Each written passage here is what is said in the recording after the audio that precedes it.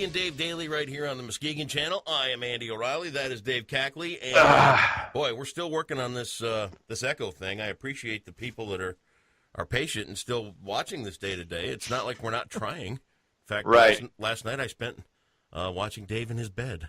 Yes. It was a little on the creepy side.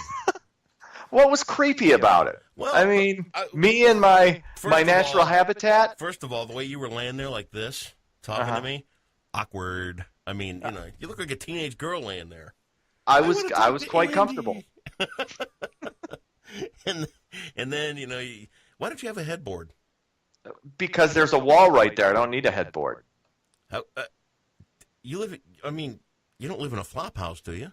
No. Get a headboard then. Do you have a bed frame, or the mattress is just on the floor? Yeah, it's got a bed. Yeah, no, it's a mattress on the floor because I'm 20. Well, I don't know. I'm 20 and addicted to meth. Well, so, yeah, it's a mattress on the floor. You are from the neighborhood. Okay.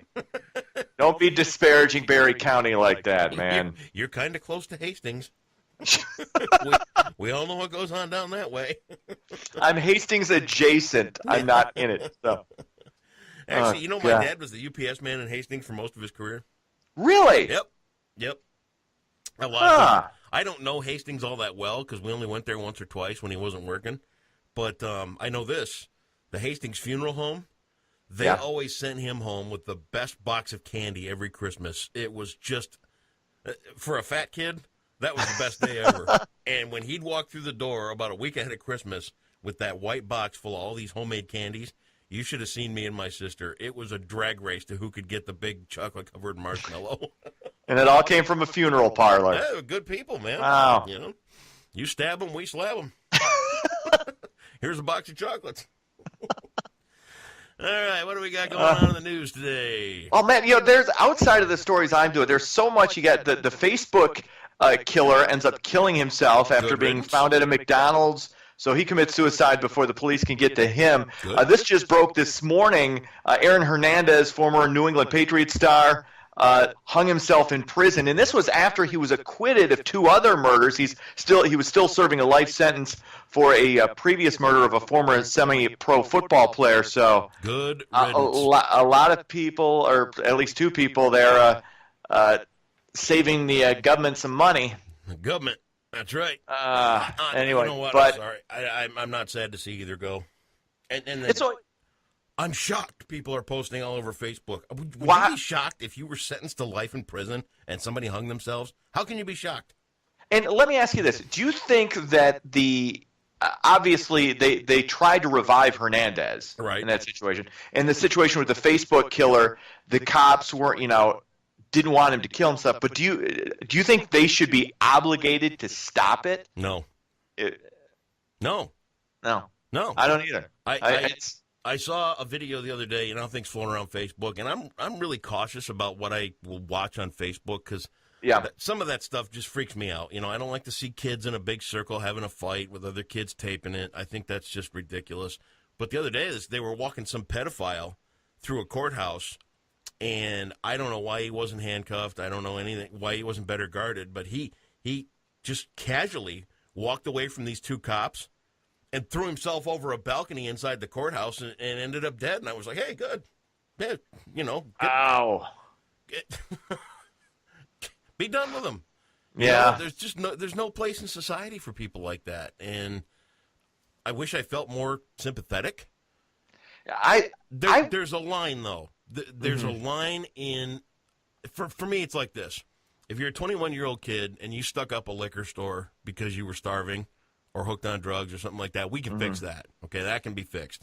But if you're a pedophile or a rapist or a murderer or something like that, sorry, gotta go.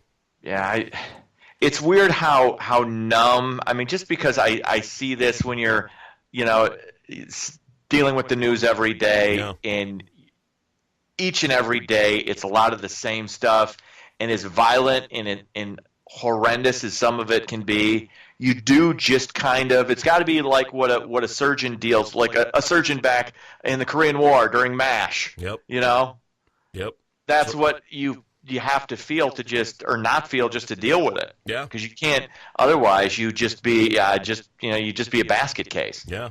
No, I couldn't do those jobs. I couldn't be a like a EMT. Oh yeah, or a that's firefighter or whatever. That's Imagine rough. all the people you see in accidents in the or you stumble upon something where a bunch of kids get hurt bad. Right. No, thank you.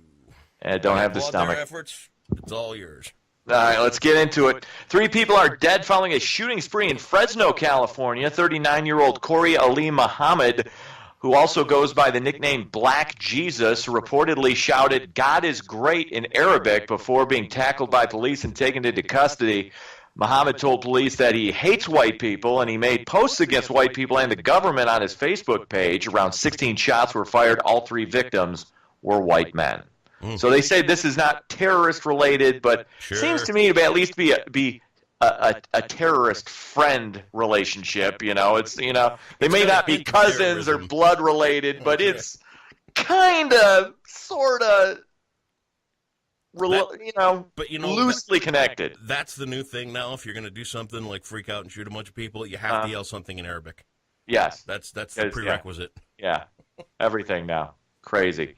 What else is going on? The mayor of Flint has reversed his course on Tuesday and recommended that the city that had its water supply contaminated by lead continue getting its drinking water from a Detroit area system long term, saying a third switch would be too expensive and risky. Flint would then remain a customer of the Great Lakes Water Authority for the next 30 years. That's probably the best. I mean, we can't afford it. They can't afford it.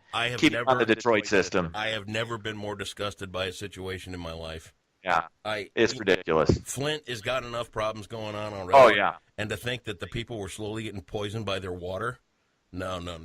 And what really pisses me off about the whole thing is that people knew.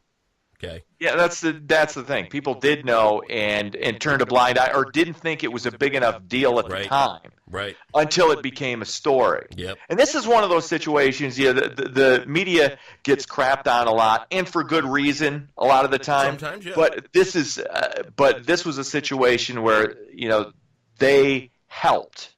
They actually helped the situation, helped focus on a serious problem, and helped get it fixed. Yeah, so but if you look at the echelon of power all the way up, nobody's really gotten in any trouble over this, and it's inexcusable. Was the guy from somebody in government got axed? Did they? I thought not necessarily somebody from the local EPA. Somebody lost their job. I think some guy lost his job. No, people need to be thrown in jail over this one. See, I don't know if I go so far to put people in prison over. I don't know. I could be wrong. Okay. It depends on it. I mean, is somebody if you're knowingly poisoning somebody or poisoning a city or poisoning a bunch of people, that's one thing. But if this is just something that slipped through the cracks, it did not though. That's the problem. Yeah. Awful situation. But fortunately, they're seem to be getting it fixed. Anyway, what else is happening? Immigration rights groups in Michigan are signing on to a nationwide movement to protest against Donald Trump and his immigration policies. Participating groups in Grand Rapids, Kalamazoo, Lansing, and Detroit are calling for residents to abstain from shopping, working, and going to school on May 1st as a show of solidarity with the immigrant families and a march for immigrant rights. So, I'm all for immigrants. I think you should go through the process like every other immigrant over the course of how long has the United States been around? 1776. Is that when it started? Yeah, that was a long time ago. Yeah. Was Meyer around back then? I don't think Meyer was just they only had one store. Oh, okay. All right, yeah, right. And that was in Greenville. All right, anyway. It was in Greenville. Yeah. The serious we can't stop immigrants from coming here because that's how we were built. It's basically an unfixable problem at this point. I don't think it's a problem. It is a problem. No, immigration, no. If you come through legitimately, and you just like anybody passing through Ellis Island, if you go through the screening and you can do everything you're asked and all that stuff, welcome to America. We love you. Welcome. We're glad you're here. If you're sneaking in but okay, I want to bring up something to ask you because I think it's important. Mm-hmm. Let's just say they round up all the illegal immigrants and they send them packing. Get out, you're done, that's it. Come through the natural process, you can come back. The process, and you can come back. Think of the agricultural dent that we'll get by people like you and me who are not willing to go out and work on the big farms for next to nothing, doing labor that would kill either of us. I'm not buying it. You're not buying it. I don't buy that there aren't jobs that. See, this is what gets me a little bit, and I can see two sides of this issue.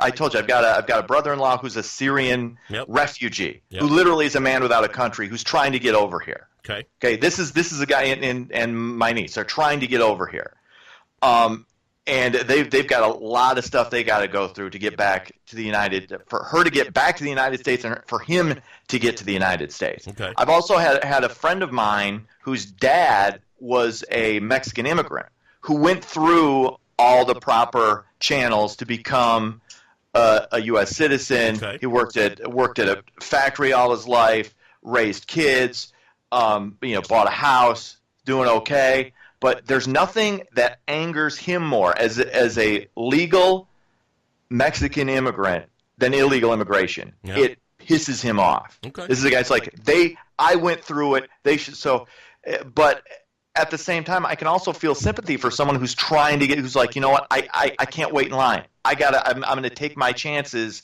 and just cut across. So I can see all sides of this, but you and I aren't competing with illegal immigrants for jobs. Okay, there are poor people, some from the inner cities, some from the country, rural areas. Those are people who are competing with illegal immigrants for jobs. So to say that these are jobs that you and I wouldn't do, maybe that's true. But there are other people in this country who would. So you can't just say Americans aren't going to do this because that's not right. Okay, here's $9 an hour. Go pick apples all day. They ain't going to do it. If they're going to get paid more living on the government teat, the free ride, they're not going to go out and take a job. But that's it. That's true, and that's a flaw. That's a flaw in our welfare system too. But let me ask you this. Let me get back to your story about the immigrants there. Mm-hmm. You've got the Mexican immigrant who is here legally. Yeah, you've got here legally. Syrian guy who's doing what he can do to get in. Yeah. How's that work out at Christmas? Is the Mexican guy like staring him down? Like, you trying to sneak into my country? No, what? No, they don't even know. Look, this is a friend of mine. His dad was a Mexican immigrant, and I've got a brother-in-law who's married to my niece, who they're Muslim, and they're trying to get over. I see. Oh, so they don't come together at Christmas. You don't invite your friends over? What? Yeah. You don't invite the friends over for Christmas? No, it's not that. I'm just talking about people I know and family members. Well, the Mexican guy, he could, if he came to Christmas, he could do Feliz Navidad. I love that song. Oh, who doesn't? I'm just saying, you know what? We cannot slam our doors shut on people that want to get into the United States. We can ask them, and we can insist that they're better vetted before they come in, because it is a true security risk. And in all honesty, if the security risk end of things, they're already here. Okay. Yeah. The people that are going to be a problem. So something to think about. And I talked to him. It's interesting. Before my niece went to the Middle East, she met her husband and converted. We'd actually discussed the immigration system, and we'd both agreed at the time that it's almost it's not fixable. I think it's to the point where you got so many in here. You're going to have to give some citizenship. You're going to have to deport some. Because we're either a country or we're not. You have to have borders. So and you have to have a system for getting people here. I'm with you. But I'm glad I don't have to deal with Amen. with it. Good God. What else is going on? Finally, a domesticated pig was recently found on the loose in Muskegon County. The search for its owner continues nearly a week later. The pig was picked up by the Muskegon County Sheriff's Office on April 12th in the woods near Green Creek. According to authorities, the pig is 25 pounds, smart, and loves to cuddle. I got to tell you there what. You go. Last summer, have you ever been to Lewis's Farm Market just north of town up here? I don't think so, no. Okay, Lewis's Farm Market is this attraction that they've built, and it's phenomenal. It is so much fun for kids. You can do a petting zoo. They've got a great bakery, and they're adding food and all this stuff. They got a big bird thing you can go in, and the birds crawl all over you, aviary type thing. Last year, Scott Lewis calls me up and he says, "Hey, I want to do something, but you have to be part of it if I'm going to do it." I said, "Okay, what's that?" He says, "I want to put in pig races, and I want you to be the MC." And at first, I thought to myself, okay, he's nuts, but this sounds fun, so I'll do it. So they build this gigantic barn. They build this decent-sized racetrack for these pigs, and you should have seen the crowds. Dude, I'm here to tell you what. The first weekend that we did the pig races, we literally had to add 3 sections of seating after the first weekend. And the big problem? Over the course of these weeks that we race these pigs and all this kind of stuff, you get attached to these little bastards. And oh, my God. They are, I'm here to tell you, they're smarter than dogs. They are remarkably affectionate. They can look right through you. And here I am with these 8 pigs every weekend, and they go out and race 3 times a day.